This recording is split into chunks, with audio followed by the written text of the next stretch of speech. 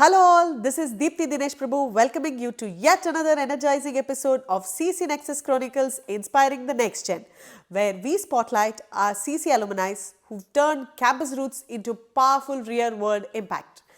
Today, we are joined by someone who brings together tech, creativity and purpose in everything he does, Mr. Privil Rodrigues, a 2017 graduate from the Department of Electronics Communication in Canara Engineering College.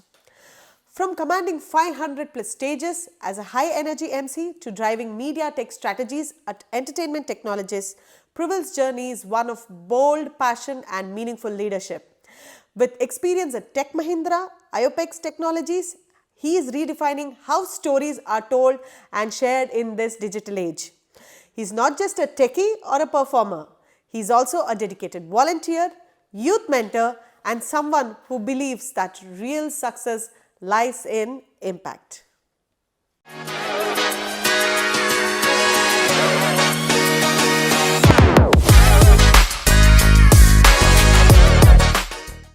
So, hi Privil, it's amazing to have you here with us today on our CEC podcast series, and I'm really looking forward and super duper excited to know your tech journey getting merged with your storytelling journey and your service oriented mindset. So tell us more, and we're really happy to have you here with us. Welcome to Canara. Thank you so much, Deepthi ma'am. It's indeed an honor to be back to my alma mater. The journey after passing out from Canara Engineering College has been really amazing. I mean, who would have imagined what would have happened immediately after you pass out of college? It's almost going to be 8 to 10 years after I passed out of college. So 27 to now. Yes, so happy to be here. 2017, amazing. So let's dig in to know how your journey started into the tech role, then your transition into storytelling, and then how you explored your EC domain से AI domain तक का सफर, along with your passion in MCing, and then a little bit of your dream, or what would I say, what makes Privil, the service touch to whatever you do. So we'll explore. So sure. Ready for your first question. Interestingly, as everybody would resonate, they would say engineering was never their cup of tea. And I initially believed that I was an accidental engineer. So I took up engineering, electronics and communication happened. Plus we had a lot of computer science courses that were offered in the college. And during my pre-final year, when the mock interviews started to happen, there was a question which was thrown at me by one of the trainers there. And I was just struck. I didn't know what to say.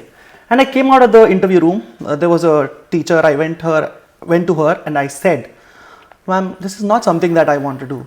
I don't think engineering role is something that I want to opt for." But she instilled in me the confidence, saying that the entire industry is wide with full of options, but how important it is to have a job offer in hand when you graduate from college. And trust me, I took it very seriously. And I did have a job offer in hand when I graduated from college. But life is always a roller coaster. So you have to be open to possibilities. Yes. And my joining was delayed because of market demands. But I realized that every day is so important. So I joined in a school as a math tutor. I taught there for 4 months. Wow. And that skill of mine helped me land up in a corporate trainer role, where I traveled across different corners of the country, starting off from Belgaum to Pune, wow, to Mumbai to Delhi. So starting off from Delhi till Kanyakumari, I traveled for almost 10 long months teaching students about tinkering, the Atal tinkering labs which were being set up by Niti Aayog. So that was a wonderful initiative. For PU college students, right? Yes, for PU college students and also for the high school students, where Niti Aayog came up with 30,000 labs which were being set up across the country. Lovely. So that gave me a perspective to explore my functional and getting things done attitude. Yes. But surprisingly, my job offer also called me, and the engineer in me said it's time to get back to the real engineering job. Oh, and that's lovely. where I joined Tech Mahindra immediately when I got the joining letter. But so that's beautiful. So in that 1 year where you were actually waiting, Yeah. you were not waiting, you were exploring, right? Yes. So that's so important that you don't stop, sit and wait. Absolutely. You keep exploring your abilities, stretch your muscle. Absolutely. Right? Yeah, makes sense. So now we all want to understand your first role that you transitioned from delivery role to Yes. a business function role. Yes. So within the company, right, through the AIM program, Yeah. eventually getting into client facing or the business development role that we say. Right. So do you want to share how this experience was or how it, Yeah. The important thing that I've always, kept on as a priority is definitely you keep doing what you do, but also keep a watch around things, what's happening, be aware, right? So when I joined my first company, I did love the job that I was doing, but as a personality, my personality is not more of a person who likes to sit on a desktop and do a Control C, Control V, enter job, right? So that is where I was looking for opportunities. So most of us typically do not read the internal communications emails that come, but I was surprised to see that there was a opening where there was an opportunity for 1 year plus experienced engineers to transition into business facing roles. So the Achievers Making program in my company actually shortlisted certain candidates, and that was a very unique experience. So I sometimes thank the college because I landed up in that job, because of that job I was able to get into a path which is the AIM program. It was like a 3-month, a mini big boss kind of setup that you get to do, and you typically get 24/7 brainstorming activities, Wow. sales and spin cycle trainings, Wow. and you get to network with amazing folks who have come from different corners of the country, different locations of the company. That 3-month training was really good. So from a tech role, within a year and a half, I transitioned into the business functional side. I got to learn So much. how to work with leaders. One interesting activity which was part of this program was called the Leadership Connect. So you get a template. You get a template from the organizers. Okay. You're asked to knock on the doors of Oh, leaders wow. and connect with them, not just professionally, but try and understand their pain points. And if you're able to crack the points related to their family or what do they Oh love to do my to their God. leisure, that was the most interesting thing that really was nice. part of this initiative. And trust me, I have interviewed over 40 plus people. Wow. How much duration did you have? It was almost like 1 hour conversation. Yeah, we because not any leader entertains unless you go, you sit with them, you make your research, properly. So and you then- spent literally 40 hours yes with yes, 40 leaders, absolutely. Mana reach. Yes. Yeah. Oh, my So from different verticals, from different competencies. So that was one initiative that I loved the most, and that has made me confident that I can go and knock on anybody's door and ask for help. So that's it. Knock the so door. AIM program happened, and I got to work with some good leaders because of this opportunity. I was in the AIML domain, understanding certain use cases, and from the technical to the business functional role. Eventually, after 4 good years in the company, the major struggle comes, that is, what do I do after that? Right? Yeah, the question mark. Yes, the question mark comes there, and you definitely need some sort of hand holding. You go out looking for better opportunities or new challenges, or is this something that you want to continue, or can I take a plan B?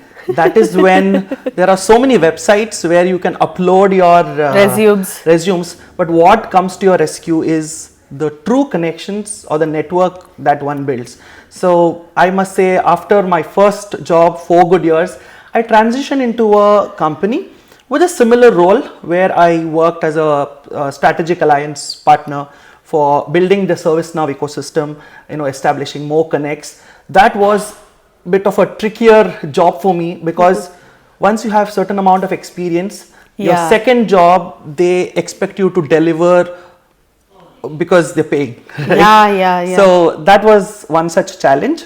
But during this phase, I also realized that I had passion towards public speaking and networking. Mike and is your helping friend. people. Absolutely, Mike is the biggest friend. So that's been there. And from then to my current role in entertainment technologists, where I'm living my passion of being in the entertainment space as well as the tech space, using storytelling to reach out to as many people as possible, sharing how tech can solve problems in the media and creative industry. Wow. It felt like a story. Now you all know why he's called a storyteller. Oh my God. It's a very, very beautifully you put it across to us. So now the most amazing part which I want the audience to know is, this personality you see has hosted 500 plus events, and he's not so old. He's too young. He's very, very young, and 500 plus events, and they're not just any parties or this thing. You have compared or emceed events at government level, central, national, big industry techs, lot of it. So can you run us through about that experience of yours? How did that happen? My passion towards public speaking was there since childhood. But when I started working for a corporate, I understood the corporate ecosystem, and people from diverse backgrounds come, they all need some sort of an engagement. That is when I started reaching out to HRs. I said, I can do maybe like a quiz competition or a cultural or a cooking competition. I got in touch with a lot of groups and associations which are there in the company. Also, I was part of public speaking forums. Nice. These are various ways where you can find avenues for you to discover the unique in you. And I'm sure a lot of people, when they reach out to me, they ask for references. They come and tell me, can you give me an event? So when I look back, I will tell them, getting an event is not easy. You start from scratch. Yeah, it takes a lot of effort. Yeah. So what I did was, definitely I was part of some of the employee engagement initiatives within the company. Very nice. My first company had a youth engagement kind of a setup for all the employees, which is called Josh. So I compared several events for them. Very nice. Plus through the public speaking forum, I did a lot of events. So that's how it started. Yeah, that's how it started. And one fine day, what happened to me was, one of the persons who saw me said, there's an NGO which is working towards a noble cause. Why don't you be the voice to this NGO? Wow. So that's where I went to host one of their cricket matches. Very nice. It was a memorable match because I didn't know how a cricket commentary works. And you had to be the commentator for this. Yes, I was told to be the commentator in a cricket match. Wow. It was a very cricket match. And I don't know, probably the founding team of the NGO liked the work, and trust me, they started inviting me to be the voice for their events. And that is something that I really love to do. Right. I ended up hosting Pehchan, which is one of our NGO's event, where we provide platforms for indigent kids. So when all these initiatives happen, these happen in bigger places where your visibility also increases. Yes. So I ended up hosting events in IIM Bangalore, IIT Bombay. Wow. And we also had some really good memories that we have created. That is doing Zumba marathons in some of the top malls across Bangalore. Very nice. So this is how you start getting visibility. Very nice. And people start seeing you. Correct. But one interesting thing is, even if you're getting paid or not for what you're doing, creating a database of what all things you've done is very important. Yes. It's not just social media, because not everybody will make an effort to go and look at your profile on social media. Agreed. So the biggest learning that I got in that phase was to go open that Canva account, learn a little bit of design, search for all those pictures with those eminent personalities, a selfie that you clicked, dump all of it on a PDF, write stories around it, and start floating it with on WhatsApp groups, saying that I'm available for your birthday parties, I'm available for weddings, for corporate gigs.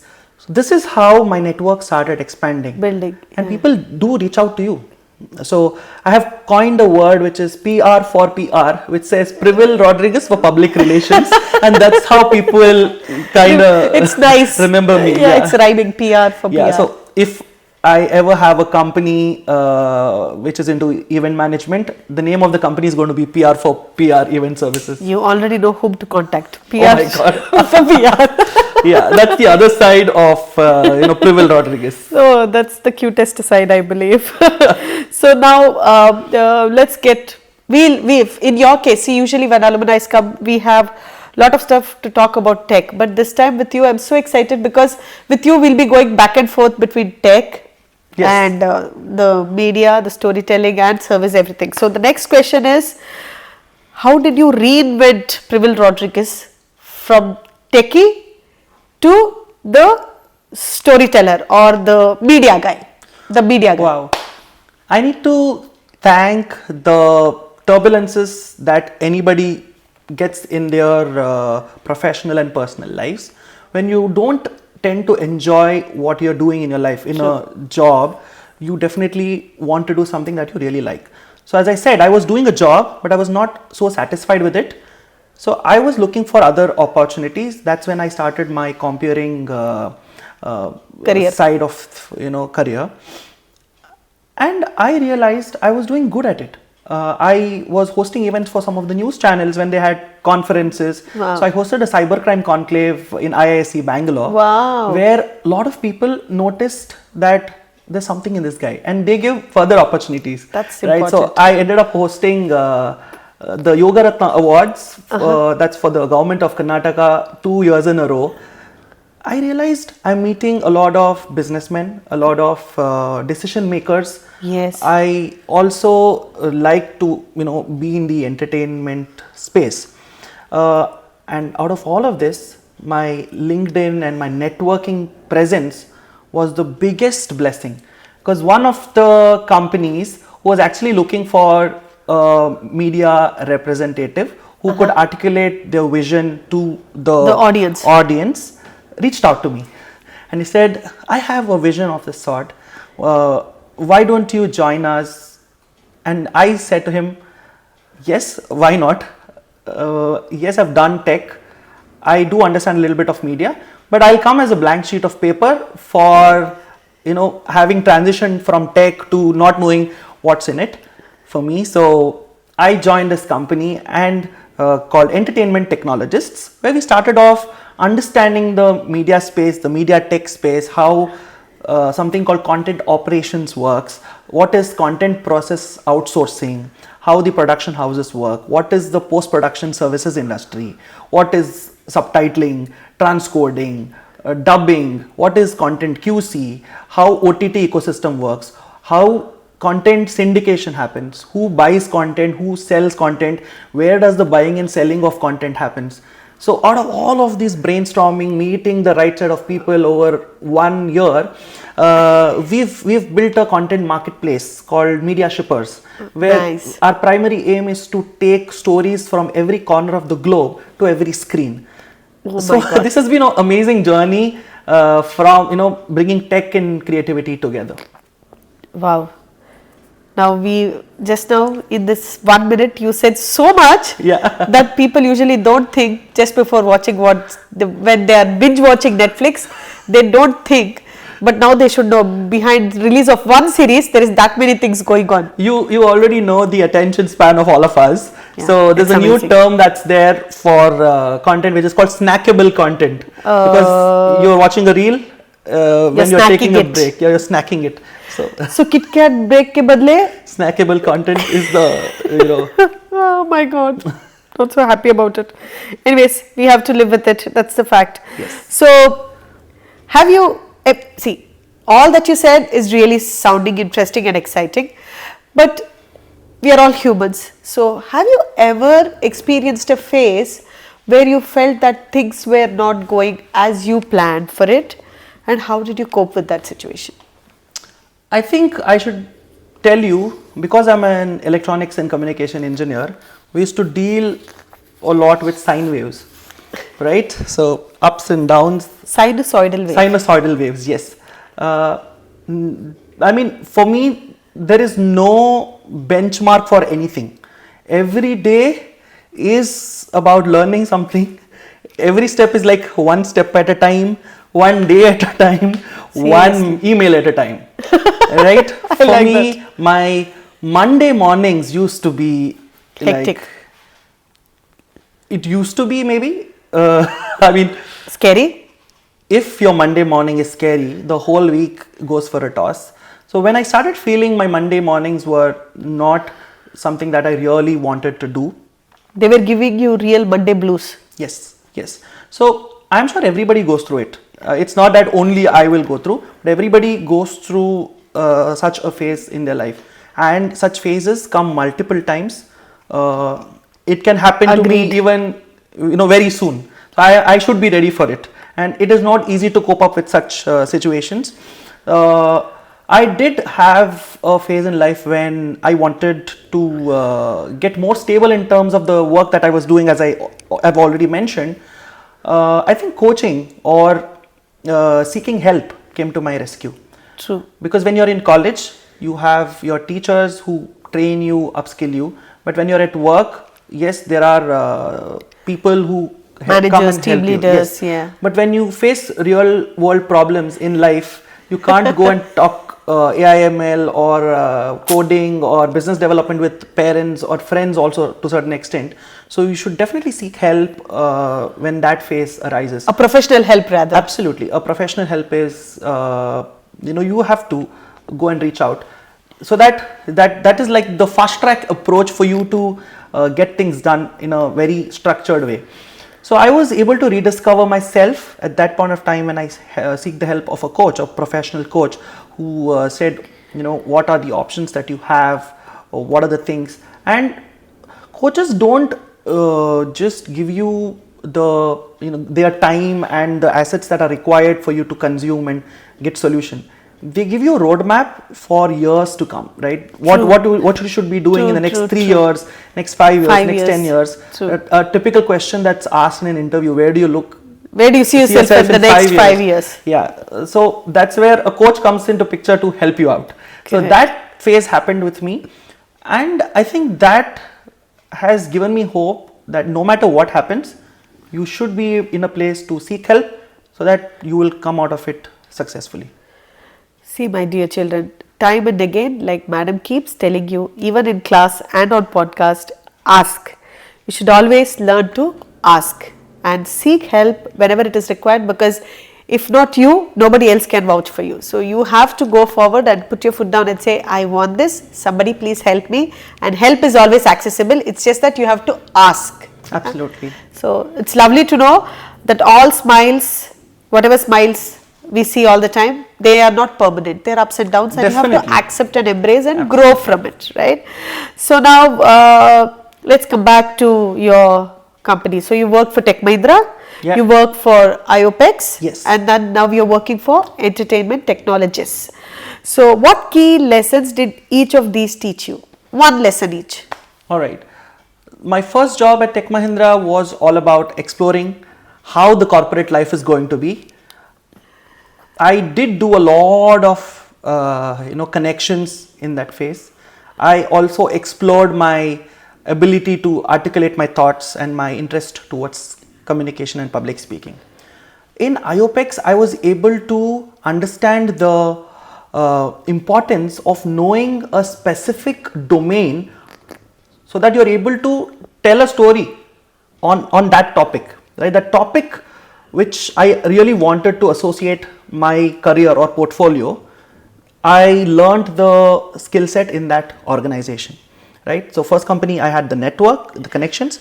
The second one where I learned AIML or workflow automation.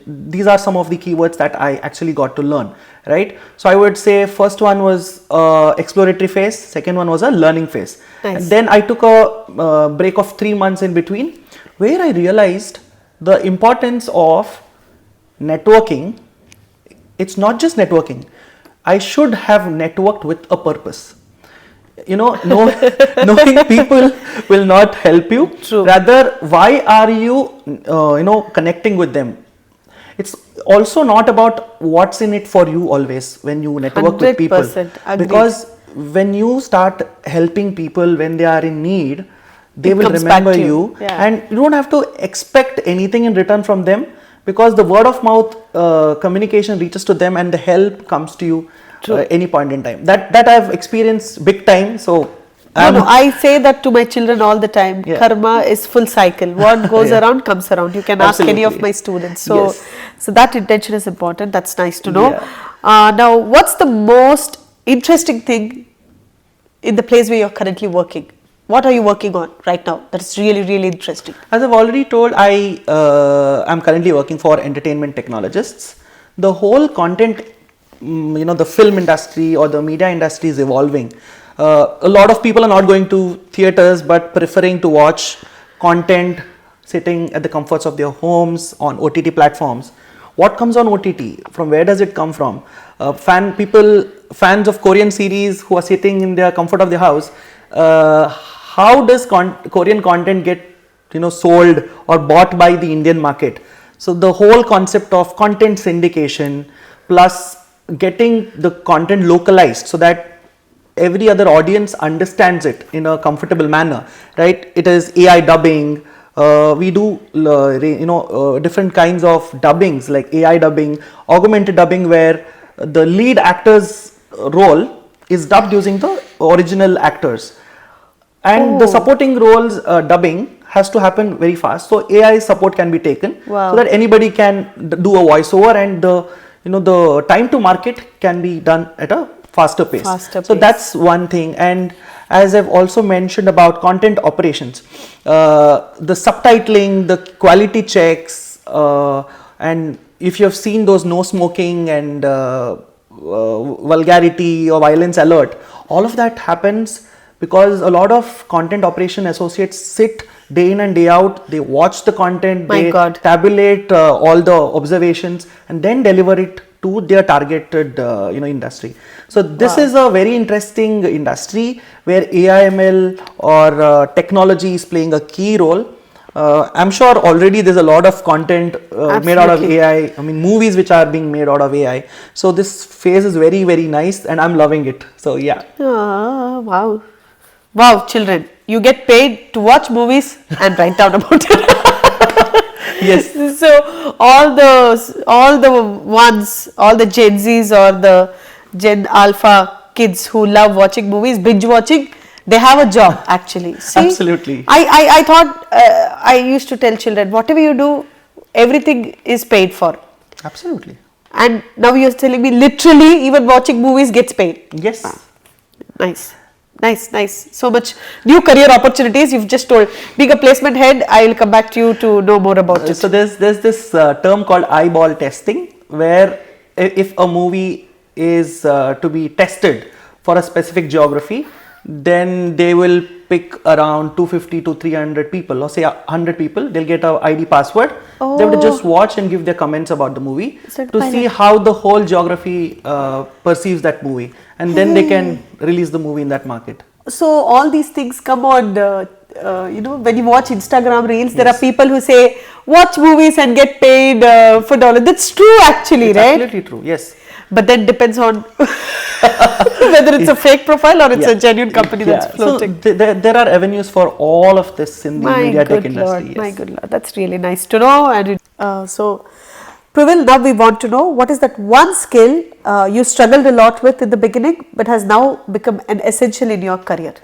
I would say once you start working, you need to pick a specific skill set and stick to it for quite some time to learn in and out about it, everything. For in my case, because I'm associated with the media tech industry, not just knowing technology helps here. I need to know about media, how the making process happens, film distribution happens, right? So the entire domain about a specific topic or the industry is very, very important. I think that's something that It's like the life cycle. Yes. Wow, that's deep. Now, what is your advice to students who have big dreams but don't know where to start from? I would say start with baby steps. Take that first step that comes and you feel that this is something that I really want to do. If you are not able to find that, grab that immediate opportunity which actually gives you stability in life. For example, you will get a job which gives you stability, it gives you financial freedom. You can think beyond the things that you are not able to do, right? That's the best thing that you should do. Plus, pursue a hobby, do something out of the box, and eventually try connecting these dots, and things will work for you. True, agreed. So, are there any upcoming projects or goals that you're really excited about? Can we get a sneak peek into that? Well, my dream is to travel as much as possible. Probably my work also requires me to Travel a lot. We are exploring possibilities to spread awareness about content syndication. So I am very, very passionate about traveling to Russia, European countries, to take stories from different corners of the world to every screen. So that's something that is very exciting. As I said, media shippers in my particular organization that we are building on the content marketplace. So that's the most exciting thing that I am pursuing. Wow, sounds really, really exciting. You get to travel, and you get to explore, and you get to learn, and you get to grow. Wow. Absolutely. All this while traveling.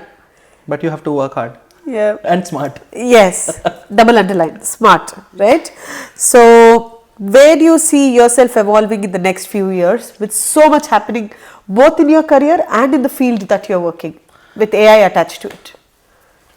I think I will definitely make very, very good connections in this industry, because the more people you meet, the more problems you will get to understand, the more problems you will get to solve, right? So I would be that catalyst or that enabler, no matter where I am working at, being able to help as many people as possible to solve the problems that they're going through. So I don't have any specific answer for this, but being able to help people in any of their problems is what I want to highlight here. Oh wow, that's so nice. So you believe in giving back? Absolutely. More, because that comes back multiplied through different sources. Hopefully. Yes, it does. Yes, it does. So it was lovely having a conversation, all tech. Now, before we wind up, we want to do something little fun. So we have come up with few chits. All right. Okay, that's all exciting and about your, whatever that you work around. Pick and speak 2 lines. My dream collaboration is with an NGO called Being Social Ek Nayi Shuruaat, where I've been working there with kids from indigenous background for the past 8 years, painting government schools and visiting old age homes. So that's my forever dream collab. Oh, that's so nice. Yeah. The next one. All right. What is a must-have app? WhatsApp. Your work is on WhatsApp. Your personal life is on WhatsApp. It's WhatsApp. Anything more? Some new techie thing that will help the students? ChatGPT. Oh my good lord. I think these are the 2 most go-to apps. First mic memory. My first mic memory professionally was the cricket match. No, I'm still thinking. My first mic memory was in the speech competition. When I was a child, my mother wrote speech scripts and she asked me to go and participate. I think I should be forever grateful for her. This is the first mic memory that I have. Yes, Oh, absolutely. that's really nice. That's special too, right? Yes, yes, indeed. All right. Mic drop moment. Mic drop moment. The Sangeet programs that I host, after I announce the next performer, the performers are still downloading the songs in front of you, and the gap that is created, I don't know how I'll cover up, and the program always gets deleted. I'm like, done. That's it. That's A really lot of nice. questions, but yeah, interesting. Yes. What's one opportunity that changed everything for me? Transitioning from a not so happy job to that 3-month break where I actually started pursuing my dream towards communication and public speaking. I think that's the opportunity which I discovered, and yes, that has changed my life. Oh my, that's so nice. Oh my god, so many questions, but yeah. Okay, what's my go-to face on stage? How is life? Are you guys surviving, hustling, or thriving? Yeah, Hustling here. important. One weird skill you are secretly proud of.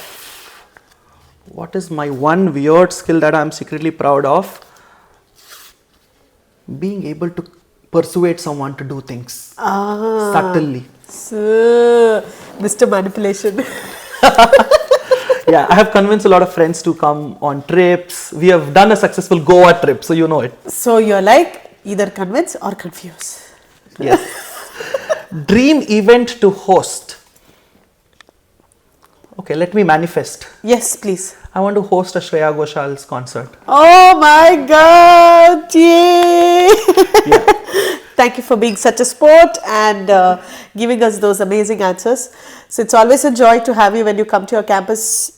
So as it was in this podcast. My God. So we always learn so much. You are so engaging and you are so giving all the time to your alma mater as well as to all the community in and around the touch. Yeah. I could say whosever life you touch, you give them something with it. So that's a very special quality I really admire in you. And I hope and pray that you grow so big. Oh my God. Yeah, and we all feel so much more proud. So we all grow, and alma mater is always happy to have you around whenever possible.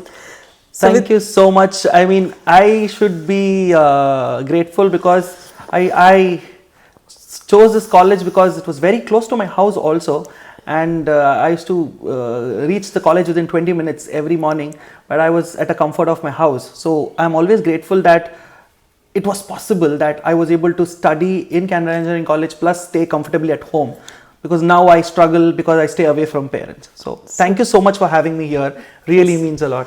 yes, we soon wish that we have one more series once you are done through your trip to Russia, Oh my God. Europe and all other places. So wishing you all the luck. With this, we sign off. Thank you so much. My dear audience, one more episode where you have had now so many insights on what media, tech, AI, all of this is having for us in future. To know more similar interesting podcasts, please stay hooked and subscribe, like and share our page. Thank you so much. Ciao.